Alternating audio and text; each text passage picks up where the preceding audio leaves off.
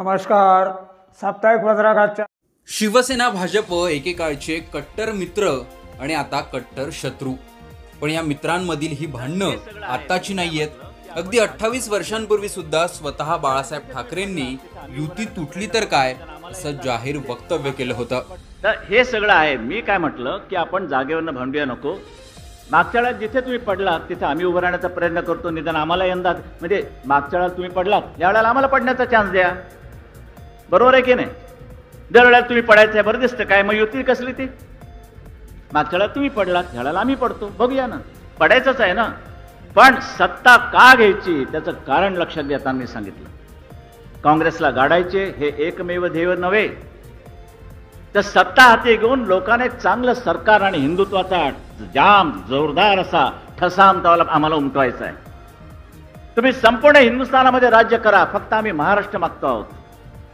जसं मुसलमानांना सांगतो ना, 3,500 हिंदूंची एकंदर देवळं पाडण्यात येऊन त्याच्यावरती मशिदी उभ्या राहिल्या. 3,500. आम्ही काय म्हणतो, आम्हाला 3,500 तुमच्या मशिदी पाडायच्या नाहीत, आम्हाला आमच्या फक्त 3 मशिदी द्या.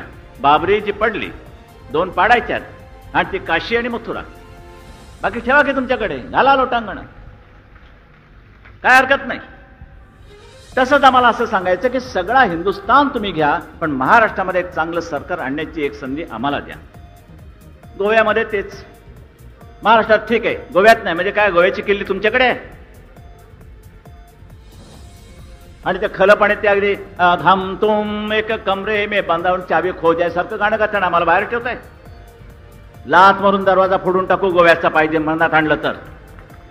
पण केवळ हिंदुस्थानचं नुकसान होईल, हिंदुत्वाचं नुकसान होईल. ख्रिश्चन पोर्चुगीजांचे जे केंद्र कोणी आहेत ना, ते बकरे किंवा त्यांची मेंढरं राहिलेत मागे, त्यांचं तर फावेल. म्हणून प्रत्येक वेळेला आम्ही त्याग करायचं. गोव्यात काय, मग तुमचा तरी कुठे होतो गोव्यात? तुमचंही नाही, आमचं नाही. एकत्र येऊन काहीतरी करूया, चांगलं सरकार देऊया. हालोरो बिलोरे फालतू लोक काढून टाकूया. मग काय त्यांच्या डोक्यातच नाही. जागांचा ओरबडा. मागच्या वेळेला आम्ही 200 मिळवले, ते ह्या वेळेला आमची जरा संख्या वाढलेली आहे. या वेळेला आम्ही जरा जोर काढलेले आहेत. मागच्या वेळेला 5 नमस्कार काढले आम्ही, सूर्यनमस्कार. आता या वेळेला 10 काढलेले आहेत. आम्हाला 5 सीटा पाहिजे, 14. काय पटत नाही मला. आणि म्हणून जरा थोडासा त्रास होतो, ताप होतो.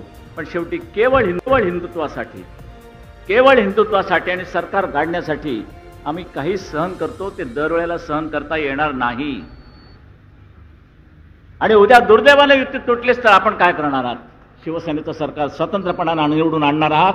आणू शकाल? नक्की? आईचान का आपला कंटाळा? बघू, मतदान सुरू झालेलं आहे.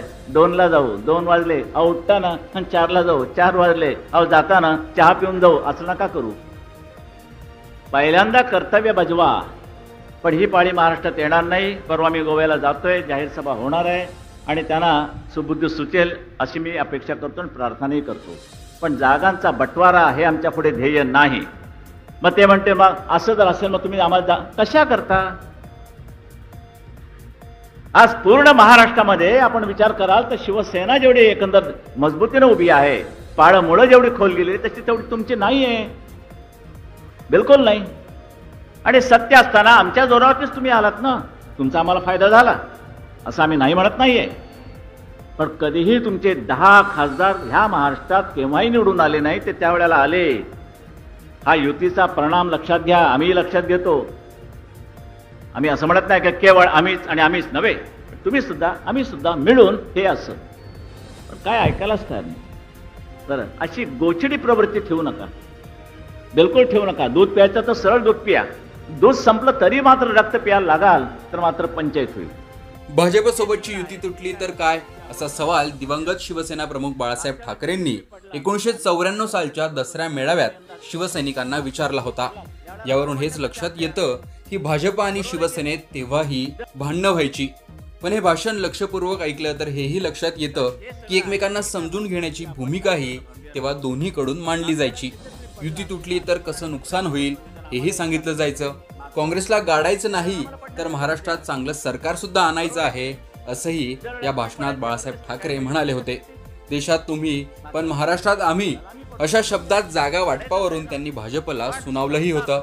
सध्याचं सेना भाजपमध्ये सुरू असलेलं राजकारण पाहता हे भाषण मात्र ऐकण्यासारखं आहे. बाळासाहेब ठाकरेंच्या या भाषणाविषयी तुमची काही मतं असतील ती कमेंट बॉक्समध्ये नक्की सांगा.